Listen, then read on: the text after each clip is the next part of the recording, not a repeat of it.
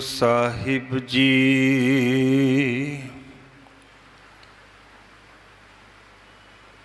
ਤੇਗ ਬਹਾਦਰ ਸਿਮਰਿਐ,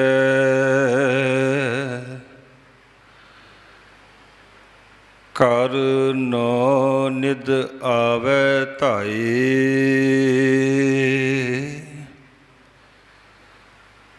ਸਭ ਥਾਈਂ ਹੋਏ ਸਹਾਈ।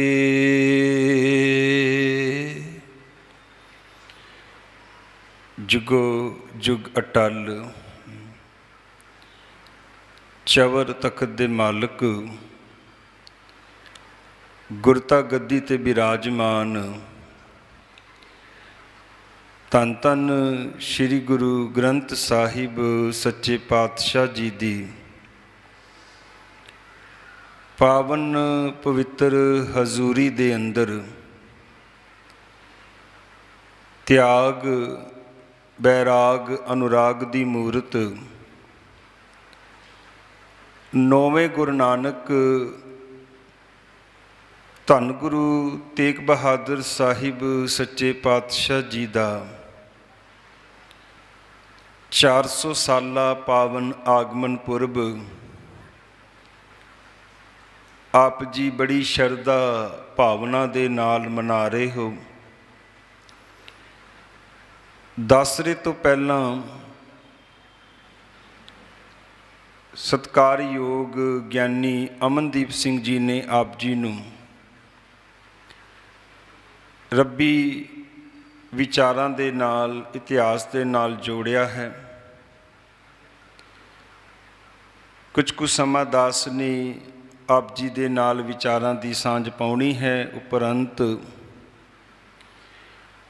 ਗੁਰੂ ਰਾਮਦਾਸ ਮਹਾਰਾਜ ਜੀ ਦੇ ਦਰ ਦੇ ਕੀਰਤਨੀਏ ਭਾਈ ਸਾਹਿਬ ਭਾਈ ਸਤਿੰਦਰਬੀਰ ਸਿੰਘ ਜੀ,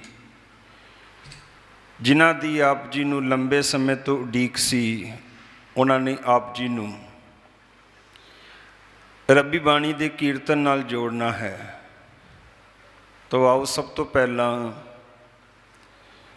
ਜਿਤਨੇ ਵੀ ਆਪ ਗੁਰੂ ਦਰ 'ਤੇ ਜੁੜ ਬੈਠੇ ਹੋ ਅਤੇ ਅਨਮੋਲ ਕੀਰਤਨ YouTube ਚੈਨਲ 'ਤੇ ਲਾਈਵ ਵੀ ਜਾ ਰਿਹਾ ਹੈ, ਜਿਤਨੇ ਇਸ ਚੈਨਲ ਦੇ ਮਾਧਿਅਮ ਰਾਹੀਂ ਘਰਾਂ ਵਿੱਚ ਜੁੜੇ ਨੇ, ਸਭ ਨੂੰ ਬੇਨਤੀ ਕਰਾਂਗਾ ਕਿ ਮਨ ਦੀਆਂ ਬਿਰਤੀਆਂ ਇਕਾਗਰ ਕਰੋ। ਧੰਨ ਗੁਰੂ ਤੇਗ ਬਹਾਦਰ ਮਹਾਰਾਜ ਜੀ ਦੇ 400 ਸਾਲਾ ਗੁਰਪੁਰਬ ਦੀ ਵਧਾਈ ਗੁਰੂ ਫਤਿਹ ਰਾਹੀਂ ਕਬੂਲ ਪਾਵੋ ਤੇ ਗੱਜ ਕੇ ਫਤਿਹ ਗਜਾਓ ਜੀ। ਵਾਹਿਗੁਰੂ ਜੀ ਕਾ ਖਾਲਸਾ, ਵਾਹਿਗੁਰੂ ਜੀ ਕੀ ਫਤਿਹ। ਥਾਂ ਥਾਂ 'ਤੇ ਸਿੱਖ ਕੌਮ 400 ਸਾਲਾ ਪਾਵਨ ਪ੍ਰਕਾਸ਼ ਪੁਰਬ ਮਨਾ ਰਹੀ ਹੈ। ਆਪ ਜੀ ਦੀ ਗੁਰਦੁਆਰਾ ਪ੍ਰਬੰਧਕ ਕਮੇਟੀ ਨੇ ਵੀ ਬੜਾ ਵਧੀਆ ਉਪਰਾਲਾ ਕੀਤਾ ਹੈ। 7 ਮਾਰਚ ਤੋਂ ਨਿਰੰਤਰ ਪਾਣੀਪਤ ਦੇ ਵੱਖ-ਵੱਖ ਗੁਰੂ ਘਰਾਂ ਦੇ ਵਿੱਚ ਸਮਾਗਮ ਉਲੀਕੇ ਗਏ ਹਨ। ਲੜੀ ਦਾ ਸਮਾਗਮ ਅੱਜ ਇਸ ਗੁਰੂ ਘਰ ਦੇ ਵਿੱਚ ਹੈ। ਗੁਰੂ ਪਿਆਰੀ ਸਾਧ ਸੰਗਤ, ਅਕਸਰ ਆਪ ਜੀ ਵਿਦਵਾਨਾਂ ਪਾਸੋਂ ਇਤਿਹਾਸ ਸੁਣਦੇ ਹੋ। ਮੇਰੇ ਮਨ ਦੀ ਭਾਵਨਾ ਸੀ ਕਿ ਮੈਂ ਆਪ ਜੀ ਦੇ ਨਾਲ ਮਹਾਰਾਜ ਜੀ ਦੀ ਬਾਣੀ ਵਿੱਚੋਂ ਕੁਝ ਕੁ ਪੱਖ ਸਾਂਝੇ ਕਰਾਂ। ਬਾਣੀ ਦੀ ਵਿਚਾਰ ਨੂੰ ਆਰੰਭਣ ਤੋਂ ਪਹਿਲਾਂ ਮੈਂ ਇੱਕ ਬੇਨਤੀ ਕਰਦਿਆਂ, ਭਾਵੇਂ ਮੰਜੀ ਸਾਹਿਬ ਤੋਂ ਵੀ ਬੇਨਤੀ ਕੀਤੀ ਜਾ ਰਹੀ ਹੈ ਕਿ ਗੁਰੂ ਤੇਗ ਬਹਾਦਰ ਮਹਾਰਾਜ ਜੀ ਨੇ 15 ਰਾਗਾਂ ਦੇ ਵਿੱਚ ਬਾਣੀ ਉਚਾਰਨ ਕੀਤੀ ਹੈ। ਕੱਲ੍ਹ ਵੀ ਦਾਸ ਨੇ ਰਾਤ ਵੇਲੇ ਆਸਨ ਕਲਾ ਬੇਨਤੀ ਕੀਤੀ ਸੀ। ਇਹ ਬੇਸਿਕ ਗੱਲਾਂ ਨੇ, ਸਾਨੂੰ ਪਤਾ ਹੋਣੀਆਂ ਚਾਹੀਦੀਆਂ ਨੇ। कि गुरु नानक देव महाराज ने 19 रागां दे विच बाणी उचारण कीती। गुरु अंगद देव सच्चे पातशाह ने केवल ते केवल 63 श्लोक उचारण कीते। जिहड़ा श्लोक है वो राग मुक्त है। बाद विच उन्हां श्लोकां नूं वारां दे विच दर्ज कर दिता।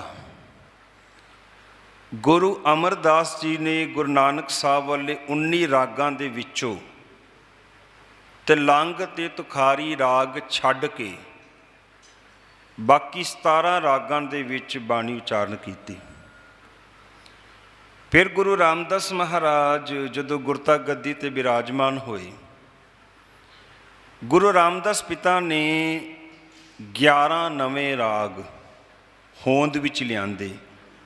19 ते 11 30 रागां दे विच 19 राग गुरु नानक साहब दे, 11 नवे राग होंद विच आए। 19 ते 11 30 रागां विच गुरु रामदास पिता ने बाणी उचारण कीती। ਉਹੀ 30 राग गुरु अर्जन साहब ने वरते। जदों 9वें सतगुरु गुरु तेग बहादुर महाराज गुरता गद्दी ते विराजमान होए, समय दा हाकम है औरंगजेब, एक तखल्लस है औरंगजेब। और रंग कहते ने तख्त नूं, जेब कहते नुहार नूं, शोभा नूं। तख्त दा नुहार, तख्त दी शोभा। ताही दसम पातशाह ने जफरनामे दे अंदर औरंगजेब नूं जदों कलम दी मार मारिया, विचार दी मार मारिया, महाराज कहंदे तू नाम दा औरंगजेब है, पर तू अपने नाम ते पूरा नहीं। तू तख्त दी शोभा, तख्त दा नुहार नहीं है। तख्त तू भरावां नूं मार के, पिता नूं कैद करके, सरमत वर्गे फकीरां नूं मार के हासिल कीता है। औरंगजेब समय दा हाकम है, जिथे उसने इतना तशद्दद ढाया, जबरदस्ती सब नूं इस्लाम कबूल कराया। गुरु प्यारी साध संगत, उत्थे औरंगजेब ने की कीता, राग ते बंदिश ला दिती। कोई राग गा नहीं सकता, कोई राग अलाप नहीं सकता। ऐसा माहौल बन गया कि जिहड़े रागी ने ना, जिहड़े गवैये ने, उन्होंने राग दा जनाजा ही कढ़ दिता भी राग तां मर गया है। राग दा जनाजा काट दिता। पर धन गुरु तेग बहादुर महाराज जिहड़े अपनी बाणी विच कहंदे ने, पै काहू को देत नै पै मानत आन। एक मैं बेनती करदियां आप जी दे चरनां दे विच, डरदा वो है जिहड़ा अपने अंदर रब नूं नहीं देखदा, जिहड़ा अपने अंदर रब नूं नहीं देखदा। ते डराउंदा वो है जिहड़ा दूजे दे विच रब नूं नहीं देखदा। दो गल्लां समझण वालियां ने।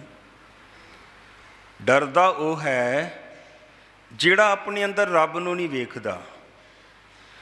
डराउंदा वो है जिहड़ा दूजे विच रब नूं नहीं देखदा। गुरु तेग बहादुर महाराज ने ताही अपनी बाणी राही समझाना कीता, कहंदे घट घट मैं हर जू बसै। ते महाराज कहंदे मैं हौली दी, आराम दी गल नहीं कह रहा, बल्कि संतन कहो पुकार। महाराज कहंदे पुकार पुकार के तैनूं आवाज़ां मार मार के कह रहा कि हरेक दे अंदर रब है, हरेक दे अंदर रब है। घट घट मैं हरजू बसै। ताही महाराज ने किया, काहे रे बन खोजन जाई, सर्ब निवासी सदा अलेपा तो ही संग समाई। तेरे अंदर है। किस तरह तेरे अंदर है? पोप मद जो बास बसत है। जिस तरह फुल्लां दे विच खुशबू वसी है, दिसदी नहीं, अनुभव की जाती है। मुकर माहे जैसे छाई, जिस तरह शीशे दे विच परछाई है। ਕਾਹੇ ਰੇ ਬਨ ਖੋਜਣ ਜਾਈ, ਸਰਬ ਨਿਵਾਸੀ ਸਦਾ ਅਲੇਪਾ, ਤੋਹੀ ਸੰਗ ਸਮਾਈ, ਪੋਪ ਮਦ ਜੋ ਬਾਸ ਬਸਤ ਹੈ। ਮੁਕਰ ਮਾਹੇ ਜੈਸੇ ਛਾਈ, ਤੈਸੇ ਹੀ ਹਰ ਬਸੈ ਨਿਰੰਤਰ। ਘਟ ਹੀ ਖੋਜੋ ਭਾਈ, ਬਾਹਰ ਭੀਤਰ ਏਕੋ ਜਾਨੋ, ਇਹ ਗੁਰ ਗਿਆਨ ਬਤਾਈ। ਪਰ ਨਾਲ ਹੀ ਮਹਾਰਾਜ ਕਹਿੰਦੇ, ਜਨ ਨਾਨਕ ਬਿਨ ਆਪਾ ਚੀਨੈ। ਆਪਣੇ ਆਪ ਨੂੰ ਚੀਨਣ ਤੋਂ ਬਿਨਾਂ ਅਸੀਂ ਦੂਜਿਆਂ ਨੂੰ ਚੀਨਦੇ ਹਾਂ। ਧਿਆਨ ਦੇਣਾ, ਮੈਂ ਅਕਸਰ ਇੱਕ ਗੱਲ ਕਿਹਾ ਕਰਦਾ ਵੀ ਦੂਜੇ ਦੇ ਪ੍ਰਤੀ ਅਸੀਂ ਐਸਟੀਮੇਟ ਲਾਉਂਦੇ ਹਾਂ, ਅਤੇ estimate maybe minus maybe plus. ਤੁਸੀਂ ਜੋ ਮੈਨੂੰ ਸੋਚਦੇ ਪਏ ਹੋ, ਕੀ ਪਤਾ ਮੇਰਾ ਜੀਵਨ ਉਸ ਤੋਂ ਥੱਲੇ ਹੋਵੇ, ਤੇ ਹੈਗਾ। ਇਹ ਤਾਂ ਗੁਰੂ ਨੇ ਪੜ੍ਹਦੇ ਕੱਜੇ ਨੇ, ਨਿਰਗੁਣ ਰਾਖ ਲਿਆ ਸੰਤਨ ਕਾ ਸਦਕਾ, ਸਤਿਗੁਰੂ ਢਾਕ ਲਿਆ ਮੋਹ ਪਾਪੀ ਪੜਦਾ। ਤੁਸੀਂ ਜੋ ਸੋਚਦੇ ਪਏ ਹੋ ਸ਼ਾਇਦ ਮੇਰਾ ਜੀਵਨ ਇਸ ਤੋਂ ਥੱਲੇ ਹੋਵੇ, ਅਤੇ ਸ਼ਾਇਦ ਮੇਰੇ 'ਤੇ ਗੁਰੂ ਦੀ ਅਪਾਰ ਕਿਰਪਾ ਹੋਵੇ, ਮੇਰਾ ਜੀਵਨ ਉਸ ਤੋਂ ਵੀ ਅੱਗੇ ਹੋਵੇ। ਦੂਜਾ ਬੰਦਾ ਐਸਟੀਮੇਟ ਲਾਉਂਦਾ, estimate maybe minus maybe plus, ਪਰ ਬੰਦਾ ਆਪਣੇ ਪ੍ਰਤੀ ਐਕੂਰੇਟ ਹੈ। ਬੰਦੇ ਨੂੰ ਪਤਾ ਹੈ ਮੈਂ ਕੀ ਹਾਂ, ਤੁਹਾਨੂੰ ਤੁਹਾਡਾ ਪਤਾ ਹੈ, ਮੈਨੂੰ ਮੇਰਾ ਪਤਾ ਹੈ। ਤਾਂ ਹੀ ਕਿ ਨਾਨਕ ਪਾਰਖ ਆਪ, ਆਪਣਾ ਪਾਰਖੂ ਤੂੰ ਆਪ ਬਣ। ਜਿਨ ਖੋਟਾ ਖਰਾ ਪਹਿਚਾਨਿਆ, ਤੂੰ ਖੁਦ ਬਾ ਮੁਨਸ਼ਫ ਸ਼ੁੱਧ, ਆਪਣੀ ਮੁਨਸ਼ਫੀ ਆਪ ਕਰ। ਦੂਜਿਆਂ ਤੋਂ ਲੇਬਲ ਨਾ ਲਵਾ। ਅਸੀਂ ਦੂਜਿਆਂ ਤੋਂ ਲੇਬਲ ਲਵਾਉਂਦੇ ਹਾਂ, ਆਪਣੇ ਆਪ ਨੂੰ ਚੀਨਣਾ ਹੈ, ਆਪਣੀ ਸਵੈ ਪੜਚੋਲ ਕਰਨੀ ਹੈ। ਜਿਹਨੂੰ ਬਾਣੀ ਨੇ ਕਿਹਾ, ਬੰਦੇ ਖੋਜ ਦਿਲ ਹਰ ਰੋਜ਼।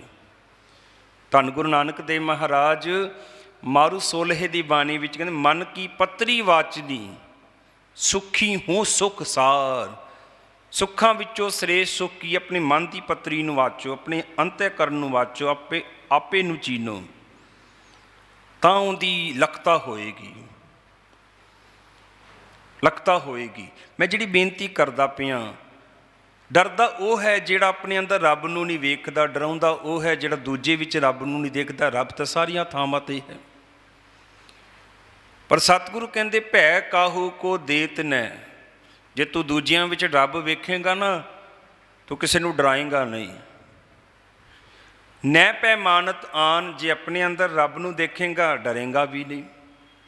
ਹੁਣ ਸਮੇਂ ਦਾ ਹਾਕਮ ਹੈ ਔਰੰਗਜ਼ੇਬ, ਉਹ ਤਸ਼ੱਦਦ ਕਰਦਾ ਪਿਆ ਹੈ। ਰਾਗ 'ਤੇ ਬੰਦਿਸ਼ ਲਾ ਦਿੱਤੀ, ਕੋਈ ਰਾਗ ਗਾ ਨਹੀਂ ਸਕਦਾ, ਕੋਈ ਰਾਗ ਅਲਾਪ ਨਹੀਂ ਸਕਦਾ। ਰਾਗੀਆਂ ਨੇ ਰਾਗ ਦਾ ਜਨਾਜ਼ਾ ਕੱਢ ਦਿੱਤਾ ਵੀ ਰਾਗ ਮਰ ਚੁੱਕਾ ਹੈ। ਪਰ ਸਤਿਗੁਰੂ ਕਹਿੰਦੇ, ਔਰੰਗਜ਼ੇਬ ਤੂੰ ਰਾਗ ਗਾਣ ਦੀ ਗੱਲ ਕਰਦਾ, ਤੂੰ ਰਾਗ ਅਲਾਪਣ ਦੀ ਗੱਲ ਕਰਦਾ। ਮਹਾਰਾਜ ਕਹਿੰਦੇ, ਅਸੀਂ ਇੱਕ ਰਾਗ ਨੂੰ ਜਨਮ ਦਿਆਂਗੇ। ਇਹ ਔਰੰਗਜ਼ੇਬ ਦੇ ਮੂੰਹ 'ਤੇ ਚਪੇੜ ਸੀ, ਸਮੇਂ ਦੇ ਹਾਕਮ ਦੇ ਮੂੰਹ 'ਤੇ ਚਪੇੜ ਸੀ। ਧੰਨ ਗੁਰੂ ਤੇਗ ਬਹਾਦਰ ਮਹਾਰਾਜ ਜੀ ਨੇ ਉਸ ਵੇਲੇ ਇੱਕ ਰਾਗ, ਜੋ ਸ਼੍ਰੀ ਗੁਰੂ ਗ੍ਰੰਥ ਸਾਹਿਬ ਮਹਾਰਾਜ ਜੀ ਦਾ 31ਵਾਂ ਰਾਗ ਹੈ, 31ਵਾਂ ਰਾਗ ਜੈ ਜਾਵੰਤੀ, ਆਕਾਰ ਕਰਕੇ ਬੜਾ ਛੋਟਾ ਰਾਗ ਹੈ, ਕੇਵਲ ਤੇ ਕੇਵਲ ਸਤਿਗੁਰੂ ਜੀ ਦੇ 4 ਸ਼ਬਦ ਨੇ। ਇਹ ਰਾਗ ਮਹਾਰਾਜ ਨੇ ਹੋਂਦ ਵਿੱਚ ਲਿਆਂਦਾ। ਤਾਂ ਸ਼੍ਰੀ ਗੁਰੂ ਗ੍ਰੰਥ ਸਾਹਿਬ ਮਹਾਰਾਜ ਦੇ 31 ਰਾਗ, 19 ਰਾਗ ਗੁਰੂ ਨਾਨਕ ਸਾਹਿਬ ਦੀ ਦੇਣ ਨੇ, 11 ਰਾਗ ਗੁਰੂ ਰਾਮਦਾਸ ਮਹਾਰਾਜ ਦੀ ਦੇਣ ਨੇ, ਇੱਕ ਰਾਗ ਗੁਰੂ ਤੇਗ ਬਹਾਦਰ ਸਾਹਿਬ ਦੀ ਦੇਣ ਹੈ। ਇਸ ਤਰ੍ਹਾਂ 31 ਰਾਗ ਨੇ, ਪਰ ਗੁਰੂ ਤੇਗ ਬਹਾਦਰ ਸਾਹਿਬ ਜੀ ਨੇ 15 ਰਾਗ, ਇੱਕ ਰਾਗ ਉਹਨਾਂ ਦਾ ਉਚਾਰਨ ਕੀਤਾ ਹੋਇਆ। ਬਾਕੀ 30 ਰਾਗਾਂ ਵਿੱਚੋਂ 14 ਰਾਗ ਵਰਤੇ। 15 ਰਾਗਾਂ ਦੇ ਵਿੱਚ ਮਹਾਰਾਜ ਨੇ 59 ਸ਼ਬਦ ਉਚਾਰਨ ਕੀਤੇ ਨੇ। ਅਖੀਰ ਦੇ ਅੰਦਰ ਅਸੀਂ ਮਹਾਰਾਜ ਦੇ ਸ਼ਲੋਕ ਪੜ੍ਹਦੇ ਹਾਂ। ਸਾਡੇ ਵਿੱਚ ਇੱਕ ਗੱਲ ਪ੍ਰਚਲਿਤ ਵੀ ਹੋ ਗਈ ਹੈ, ਜਿਸ ਅਸੀਂ ਭੋਗ ਦੇ ਸ਼ਲੋਕ ਕਹਿੰਦੇ ਹਾਂ। ਉਹ 57 ਸ਼ਲੋਕ ਨੇ, 57। ਅਤੇ ਇੱਕ ਵਿਲੱਖਣ ਗੱਲ ਤੁਹਾਡੇ ਸਾਹਮਣੇ ਕਹਿ ਕੇ ਫਿਰ ਮੈਂ ਬਾਣੀ ਵੱਲ ਵਧਾਂਗਾ। ਗੁਰੂ ਗ੍ਰੰਥ ਸਾਹਿਬ ਜੀ ਦੇ ਅੰਦਰ ਜਿਹੜੇ 15 ਭਗਤਾਂ ਦੀ ਬਾਣੀ ਹੈ ਨਾ, ਸਭ ਤੋਂ ਪੁਰਾਤਨ ਭਗਤ ਨੇ ਬਾਬਾ ਫਰੀਦ ਸਾਹਿਬ। ਬਾਬਾ ਫਰੀਦ ਤੇ ਬਾਬਾ ਫਰੀਦ ਜੀ ਦੀ ਜਦੋਂ ਤੁਸੀਂ ਬਾਣੀ ਦੇਖੋਗੇ ਨਾ, ਬਾਬਾ ਫਰੀਦ ਜੀ ਦੇ ਧੰਨ ਸ਼੍ਰੀ ਗੁਰੂ ਗ੍ਰੰਥ ਸਾਹਿਬ ਜੀ ਦੇ ਅੰਦਰ 4 ਸ਼ਬਦ ਨੇ ਤੇ 112 ਸ਼ਲੋਕ ਨੇ। ਸ਼ਲੋਕਾਂ ਦੀ ਅਸੀਂ ਗਿਣਤੀ ਦੇਖਦੇ ਹਾਂ, ਥੱਲੇ ਜਾ ਕੇ 130 ਆਏਗੀ, ਪਰ ਉਹਨਾਂ 130 ਸ਼ਲੋਕਾਂ ਦੇ ਵਿੱਚ 18 ਸ਼ਲੋਕ ਗੁਰੂ ਸਾਹਿਬਾਨਾਂ ਦੇ ਨੇ।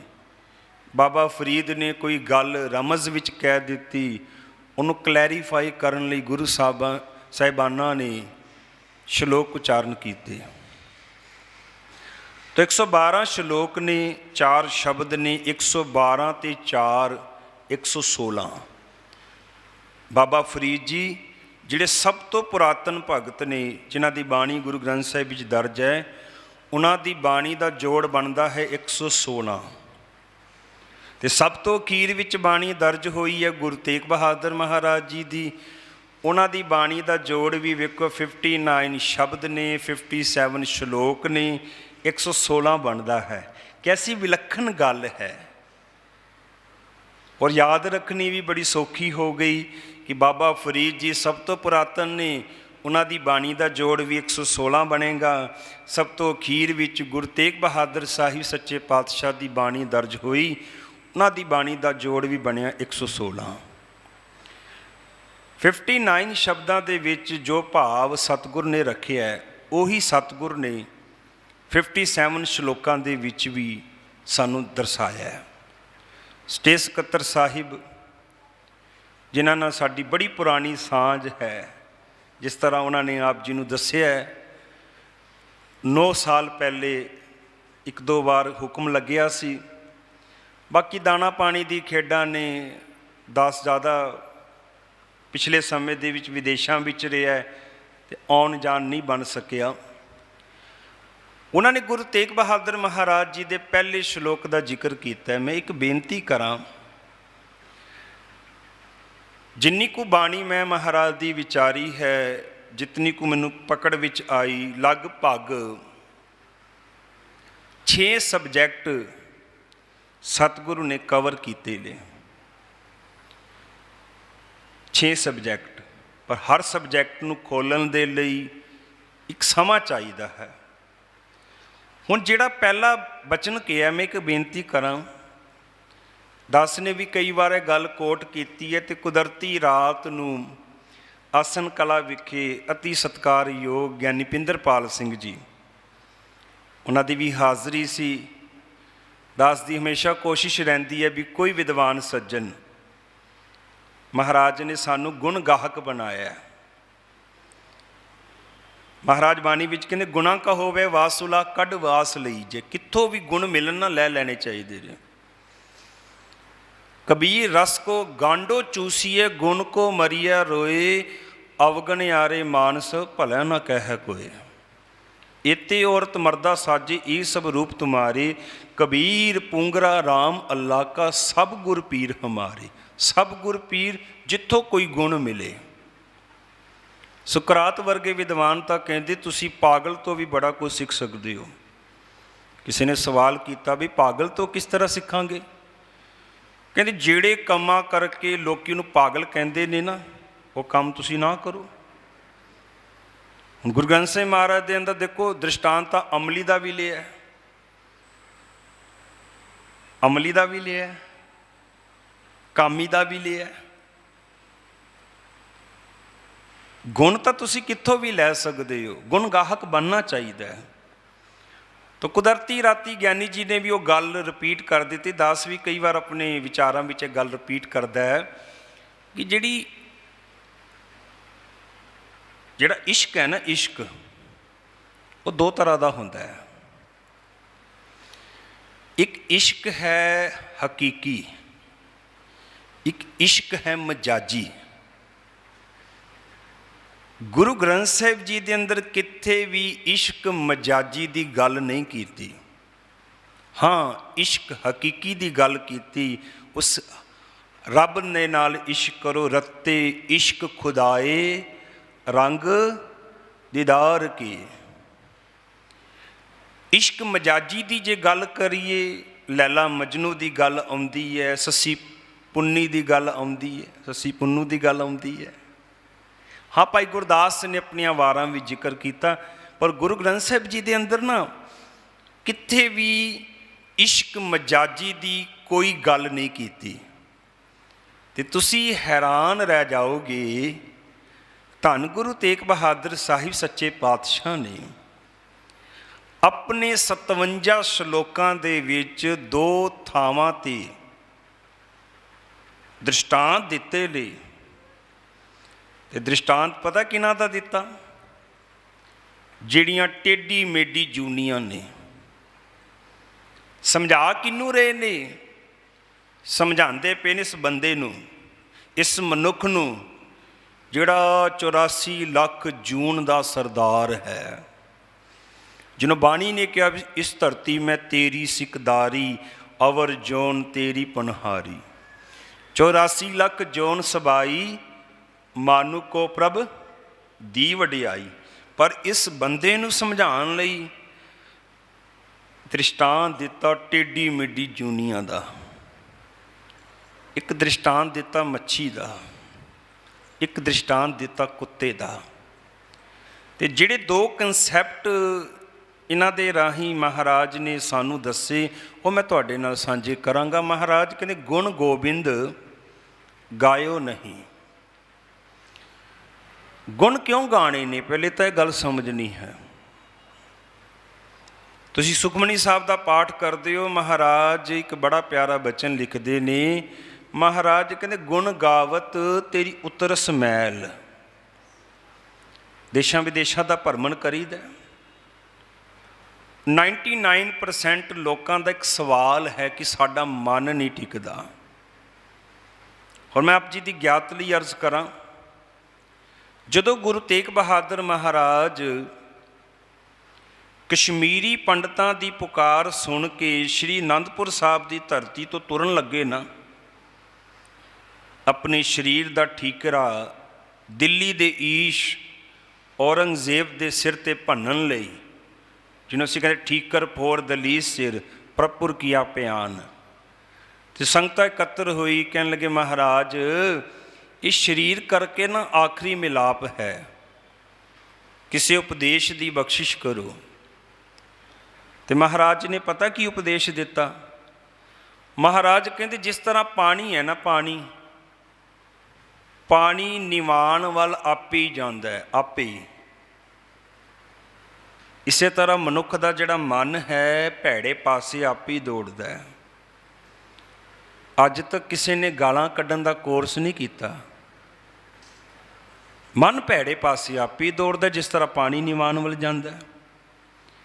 पर महाराज कहंदे इसे पानी नूं किसी ऊंचाई ते पहुँचाना होवे एक प्रैशर की लोड़ है। सतगुरु कहंदे एक गुरु का शब्द है, एक नाम है जिहड़ा मन नूं टिका सकदा है। तुसी भाई साहब जी कोल एक प्रमाण भी सुनिया सी, माई मैं धन पायो हर नाम मन मेरो धावन ते छुटियो। मन जिहड़ा धाउंदा सी, अज साइकोलॉजी कहंदी है कि 6 सैकेंड बाद मनुख का जिहड़ा मन है ना वो बदल जाता है, 6 सैकेंड बाद। पर धन गुरु नानक देव महाराज कहते बिल्कुल नहीं, 6 सैकेंड तो बड़ी दूर की गल। अंधला नीच जात परदेसी, इहदे विश्राम वाल ध्यान देना। पहला विश्राम अंधला ते है, दूजा नीच जात ते है। अंधला नीच जात परदेसी ते महाराज कहते खिन आवे तिल जावे।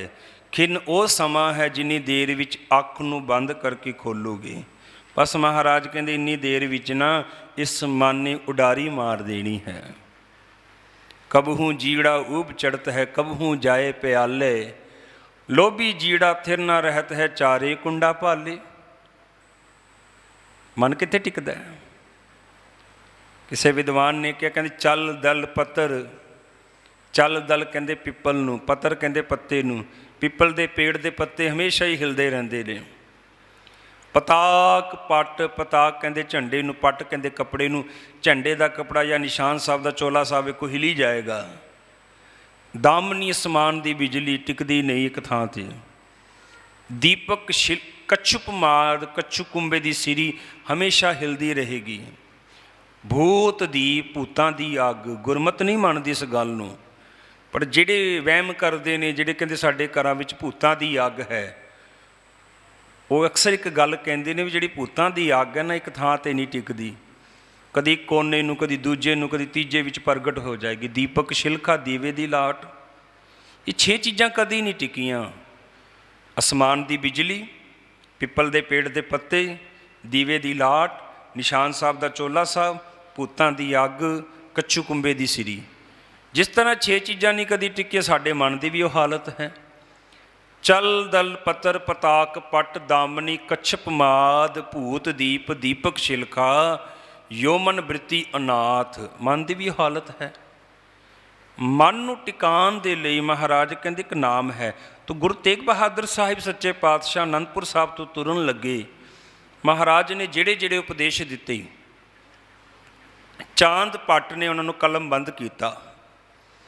ਚਾਂਦ ਭੱਟ ਲਿਖਦਾ ਹੈ, ਚਿਤ ਚਰਨ ਕਵਲ ਕਾ ਆਸਰਾ, ਚਿਤ ਚਰਨ ਕਵਲ ਸੰਗ ਜੋੜੀਐ, ਮਨ ਲੋਚੈ ਬੁਰਿਆਈਆਂ, ਗੁਰ ਸ਼ਬਦੀ ਇਹ ਮਨ ਹੋੜੀਐ, ਬਾਹਾਂ ਜਿਨ੍ਹਾਂ ਦੀ ਪਕੜੀਐ, ਸਿਰ ਦੀਜੈ ਬਾਹਾਂ ਨ ਛੋਡੀਐ, ਤੇਗ ਬਹਾਦਰ ਬੋਲਿਆ, ਧਰ ਪਈਐ ਧਰਮ ਨਾ ਛੋਡੀਐ। ਮੇਰੀ ਬੇਨਤੀ ਵੱਲ ਧਿਆਨ ਦੇਣਾ। ਅੱਜ ਸਭ ਤੋਂ ਵੱਡੀ ਸਮੱਸਿਆ ਹੈ, ਦੇਸ਼ਾਂ ਵਿਦੇਸ਼ਾਂ ਦਾ ਭਰਮਣ ਕਰੀਦਾ, 99% ਲੋਕ ਕਹਿੰਦੇ ਸਾਡਾ ਮਨ ਨਹੀਂ ਟਿਕਦਾ। ਮਨ ਨਾ ਟਿਕਣ ਦਾ ਇੱਕ ਕਾਰਨ ਮੈਲ ਹੈ। ਤੁਸੀਂ ਤਜਰਬਾ ਕਰਨਾ, ਜਦੋਂ ਕੋਈ ਸੁਨਿਆਰ ਕੋਠਾਲੀ ਦੇ ਵਿੱਚ ਸੋਨਾ ਪਾਉਂਦਾ ਹੈ, ਜਦ ਤੱਕ ਸੋਨੇ ਦੇ ਵਿੱਚ ਮੈਲ ਹੈ, ਉਹ ਸੋਨਾ ਕੋਠਾਲੀ ਦੇ ਵਿੱਚ ਇਸ ਤਰ੍ਹਾਂ ਘੁੰਮਦਾ ਹੈ ਜਿਸ ਤਰ੍ਹਾਂ ਕਮਲਾ ਹੋ ਗਿਆ ਹੋਵੇ। ਪਰ ਉਸੇ ਹੀ ਸੋਨੇ ਦੇ ਵਿੱਚੋਂ ਜਦੋਂ ਮੈਲ ਕੱਢ ਲਈ ਜਾਂਦੀ ਹੈ, ਉਹ ਸੋਨਾ ਟਿਕ ਜਾਂਦਾ ਹੈ। ਟਿਕਿਆ ਸੋਨਾ 12 ਵੰਨੀ ਦਾ ਹੈ, 24 ਕੈਰਟ ਦਾ ਹੈ। ਜੋ ਕਣਕੋ ਕੋਠਾਰੀ ਚੜਿਓ, ਕਬੜੋ ਹੋਤ ਫਿਰੋ, ਜਬ ਤੇ ਸ਼ੁੱਧ ਪਏ ਹੈ 12, ਤਬ ਤੇ ਥਾਨ ਥਿਰੋ। ਹੁਣ ਮਨ ਦੇ ਅੰਦਰ ਮੈਲ ਹੈ, ਇਸ ਮਨ ਕੋ ਜਨਮ ਜਨਮ ਕੀ ਮਲ ਲਾਗੀ, ਅਤੇ ਮਨ ਦੌੜਦਾ ਹੈ ਮੈਲ ਕਰਕੇ। ਪਰ ਮਹਾਰਾਜ ਕਹਿੰਦੇ ਜੇ ਗੁਣ ਗਾਏਗਾ ਤੇ ਹੋਏਗਾ ਕਿ ਗੁਣ ਗਾਵਤ ਤੇਰੀ ਉਤਰਸ ਮੈਲ, ਤੇਰੀ ਮੈਲ ਉਤਰ ਜਾਏਗੀ, ਤੇਰਾ ਮਨ ਟਿਕ ਜਾਏਗਾ। ਇੱਕ ਹੋਰ ਛੋਟਾ ਜਿਹਾ ਦ੍ਰਿਸ਼ਟਾਂਤ ਦਿਆਂ, ਤੁਹਾਡੇ ਕੰਮ ਆਏਗਾ। ਕੋਈ ਗਰੀਬ ਬੰਦਾ ਹੈ, ਉਹ ਗਰੀਬ ਬੰਦਾ ਕਿਸੇ ਅਮੀਰ ਬੰਦੇ ਦਾ ਬਾਰ-ਬਾਰ ਨਾਮ ਜਪੀ ਜਾਵੇ, ਬਾਰ-ਬਾਰ ਅਮੀਰ ਬੰਦੇ ਦੇ ਗੁਣ ਗਾਈ ਜਾਵੇ। ਦੱਸੋ ਮੈਨੂੰ ਕਿ ਉਹ ਗਰੀਬ ਅਮੀਰ ਹੋ ਸਕਦਾ ਹੈ? ਤੁਸੀਂ ਕਹੋਗੇ ਨਹੀਂ। ਗਰੀਬ ਬੰਦਾ ਅਮੀਰ ਬੰਦੇ ਦੇ ਜਿੰਨੇ ਮਰਜ਼ੀ ਗੁਣ ਗਾ ਲਵੇ, ਗਰੀਬ ਕਦੀ ਅਮੀਰ ਹੋ ਹੀ ਨਹੀਂ ਸਕਦਾ। ਇੱਕ ਅਨਪੜ੍ਹ ਬੰਦਾ ਪੜ੍ਹੇ ਲਿਖੇ ਬੰਦੇ ਦੇ ਜਿੰਨੇ ਮਰਜ਼ੀ ਗੁਣ ਗਾਈ ਜਾਵੇ।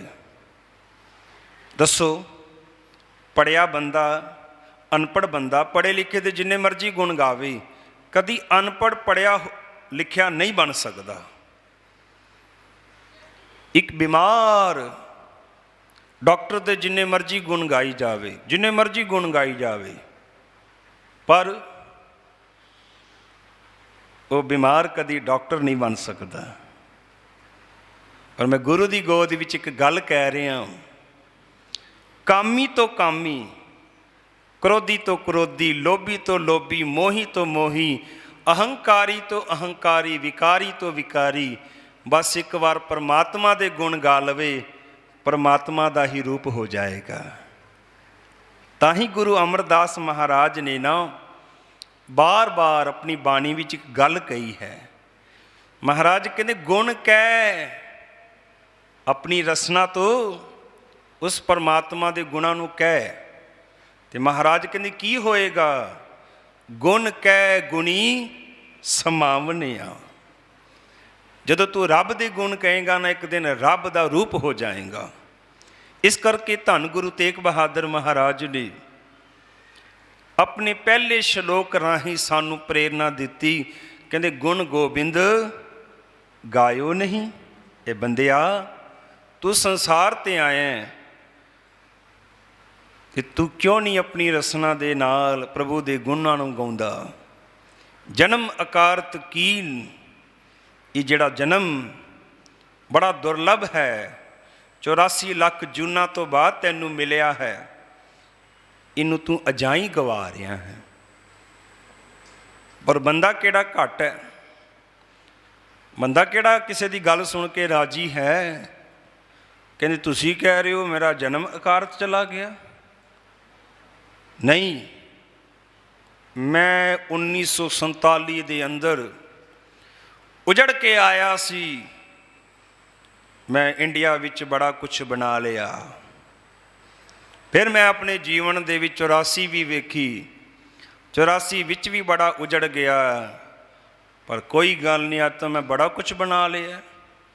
ਕਿਤਨੇ ਮਹਲ ਨੇ ਮੇਰੇ ਕੋਲ, ਕਿਤਨੇ ਗੋਦਾਮ ਨੇ ਮੇਰੇ ਕੋਲ, ਕਿੰਨੇ ਵੱਡੇ ਵੱਡੇ ਸ਼ੋਰੂਮ ਨੇ, ਕਿਤਨੀ ਸੰਪत्ति ਦਾ ਮੈਂ ਮਾਲਕ ਹਾਂ, ਤੇ ਤੁਸੀਂ ਕਹਿ ਰਹੇ ਹੋ ਮੇਰਾ ਜਨਮ ਅਕਾਰਤ ਜਾ ਰਿਹਾ ਹੈ। ਭਗਤ ਰਵਿਦਾਸ ਨੇ ਫਿਰ ਇਸ ਗੱਲ ਦਾ ਜਵਾਬ ਦਿੱਤਾ। ਭਗਤ ਰਵਿਦਾਸ ਕਹਿੰਦੇ ਜੇ ਤੂੰ ਇਸ ਚੀਜ਼ ਨੂੰ ਪ੍ਰਾਪਤੀ ਸਮਝਦਾ ਹੈ, ਜੇ ਤੂੰ ਇਸ ਵੈਭਵ ਨੂੰ, ਇਸ ਸ਼ਾਹੀ ਠਾਠ ਨੂੰ ਆਪਣੀ ਪ੍ਰਾਪਤੀ ਸਮਝਦਾ ਹੈ ਨਾ, ਫਿਰ ਯਾਦ ਰੱਖ ਦੇਵਤਿਆਂ ਦੇ ਵਿੱਚ ਸਭ ਤੋਂ ਵੱਧ ਵੈਭਵ ਇੰਦਰ ਦਾ ਮੰਨਿਆ ਗਿਆ ਹੈ। ਤੇ ਇੰਦਰ ਵਰਗੇ ਤੇਰੇ ਕੋਲ ਜੇ ਆਸਨ ਹੋ ਜਾਣ, ਇੰਦਰ ਵਰਗੇ, ਦੇਵਤਿਆਂ ਵਿੱਚੋਂ ਸਭ ਤੋਂ ਜ਼ਿਆਦਾ ਵੈਭਵ ਇੰਦਰ ਦਾ ਹੈ। ਕਹਿੰਦੇ ਇੰਦਰ ਵਰਗੇ ਵੀ ਤੇਰੇ ਕੋਲ ਆਸਨ ਹੋ ਗਏ, ਪਰ ਜੇ ਤੂੰ ਭਗਤੀ ਨਾ ਕੀਤੀ, ਜੇ ਗੁਣਾਂ ਨੂੰ ਨਾ ਗਾਇਆ, ਕਿਸੇ ਵੀ ਲੇਖੇ ਨਹੀਂ। ਦੁਰਲਭ ਜਨਮ ਪੁੰਨ ਫਲ ਪਾਇਓ, ਬਿਰਥਾ ਜਾਤ ਅਵਿਵੇਕੈ। ਰਾਜੇ ਇੰਦਰ ਸਮਸਰ ਗ੍ਰਹਿ ਆਸਨ, ਬਿਨ ਹਰ ਭਗਤ ਕਹੋ ਕੇ ਲੇਖੇ। ਕਿਸ ਲੇਖੇ? ਕਿਸੇ ਲੇਖੇ ਨਹੀਂ। तो महाराज कहते गुण गोबिंद गायो नहीं, जन्म अकारत कीन, कहो नानक हर भज मना। मन नूं संबोधन है। मैं एक बेनती करा, श्री गुरु ग्रंथ साहिब सच्चे पातशाह का कोई ऐसा अंग नहीं जिंदे उत्ते मन शब्द ना वरत्या गया होवे। क्यों? कभी सोचिया? क्योंकि जिन्ना भी परमार्थ है ना, ये मन का विषय है, तन का विषय नहीं। तन भी तो रब सारियां दे है, तां ही साडे तन की सतह है ना, साडे तन विच रब है, तन की सतह है। जिहड़ा परमार्थ है वो मन का विषय है, मन का। तां ही गुरु तेग बहादुर साहिब सच्चे पातशाह ने एक गल कही, कहंदे एक भगत भगवान जे प्राणी के नाहे मन। तन नहीं किया, तन भी तो रब सब दे है, भावें कोई चोर है भावें कोई संत है। एक चोर ते संत का जिहड़ा फर्क है ना, मन का है। तो परमार्थ है कि वो मन विच आ जावे, वो मन विच आ जावे। तुसी सोहला साहब का रोज़ पाठ करदे हो तो महाराज ने तरीका भी दस्सिया है। महाराज कहते हर हरि परमात्मा गुर ते गुरु दे राही मनै बसेरा, मन विच आएगा। तो मन नूं संबोधन है सारी बाणी। महाराज कहते कहो नानक हर भज मना। ये मेरे मना तू उनका सिमरन कर। ते करना किस तरह है? जे बिद जल को मीन। जिस तरह मच्छी ते पानी की प्रीत है। कैसी प्रीत है मच्छी ते पानी की? गुरु ग्रंथ साहिब महाराज के अंदर ना एक भगत रविदास का बचन है। जिहड़ा भगत है ना, वो अपनी परमात्मा की गोद विच बह के बड़े लाड लड़ाउंदा है। ध्यान देना, छोटा जिहा मैं दृष्टांत दियां, गल तुहाडी पकड़ विच आ जाएगी। असी आम तौर पर गल्लां करदे आ ना, असी कहंदे तुसी शब्द वरतिया जांदा, किसी नूं बुलाना तुसी ऐ कर दिओ, ਤੁਸੀਂ ਇਹ ਕਰਦੇ ਹੋ। ਜੇ ਅਸੀਂ ਤੁਸੀਂ ਦੀ ਥਾਂ ਤੇ ਤੂੰ ਕਹਿ ਦਈਏ ਤੂੰ ਇਹ ਕਰ, ਤੇ ਅੱਗੋਂ ਅਸੀਂ ਪਤਾ ਕੀ ਕਵਾਂਗੇ, ਤੈਨੂੰ ਬੋਲਣ ਦੀ ਤਮੀਜ਼ ਨਹੀਂ ਹੈ, ਤੂੰ ਲਾਈ ਹੈ, ਤੁਸੀਂ ਕਿਉਂ ਨਹੀਂ ਕਹਿੰਦੇ? ਠੀਕ ਹੈ ਨਾ। ਪਰ ਕੈਸਾ ਲਾਡ ਹੈ ਭਗਤਾਂ ਦਾ, ਸਿੱਖਾਂ ਦਾ। ਜਦੋਂ ਰੱਬ ਨਾਲ ਗੱਲ ਕੀਤੀ, ਗੁਰੂ ਨਾਲ ਗੱਲ ਕੀਤੀ, ਉੱਤੇ ਤੁਸੀਂ ਸ਼ਬਦ ਨਹੀਂ ਵਰਤਿਆ, ਤੂੰ ਸ਼ਬਦ ਵਰਤੇ ਹੈ। ਜਬ ਹਮ ਹੋਤੇ ਤਬ ਤੂੰ ਨਹੀਂ, ਨਾਨਕ ਤੂੰ ਲੈਣਾ ਤੂੰ ਹੈ, ਗੁਰ ਅਮਰ ਤੂੰ ਵਿਚਾਰਿਆ। ਇਹ ਲਾਡ ਹੈ, ਤੇਰਾ ਭਰੋਸੇ ਪਿਆਰੇ ਮੈਂ ਲਾਡ ਲਡਾਇਆ। ਗੱਲ ਨੂੰ ਧਿਆਨ ਨਾਲ ਸਮਝਣਾ। ਅੱਗੇ ਚੱਲੀਏ। ਭਗਤ ਰਵਿਦਾਸ ਰੱਬ ਨਾਲ ਗੱਲਾਂ ਚੱਲ ਰਹੀਆਂ ਨੇ, ਕਹਿਣ ਲੱਗੇ ਰੱਬਾ, ਦੇਖੋ ਰੱਬ ਨੂੰ ਚੈਲੰਜ ਹੀ ਕਰ ਦਿੱਤਾ। ਕਹਿਣ ਲੱਗੇ ਰੱਬਾ, ਤੂੰ ਸਾਨੂੰ ਸੰਸਾਰ 'ਤੇ ਭੇਜਿਆ,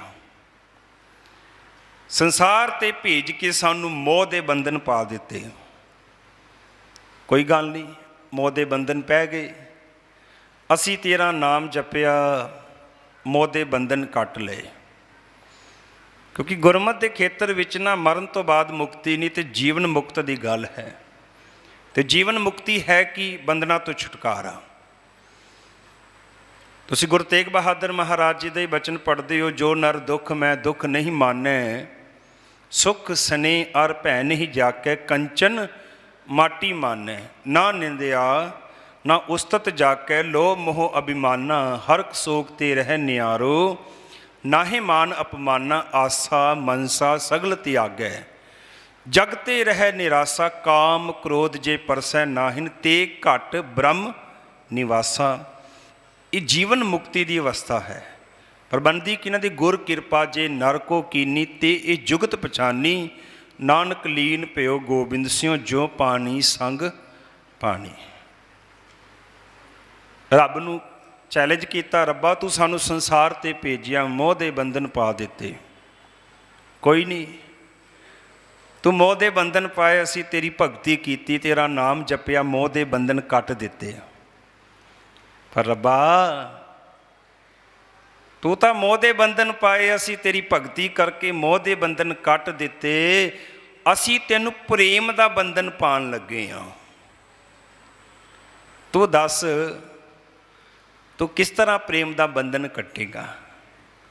ਬੜਾ ਪਿਆਰਾ ਸ਼ਬਦ ਹੈ, ਜੋ ਹਮ ਬਾਂਦੇ ਮੋਹ ਫਾਂਸ, ਹਮ ਪ੍ਰੇਮ ਬੰਧਨ ਤੁਮ ਬਾਂਦੇ, ਆਪਨ ਛੂਟਨ ਕੋ ਯਤਨ ਕਰੋ, ਹਮ ਛੂਟੇ ਤੁਮ ਆਰਾਧੇ।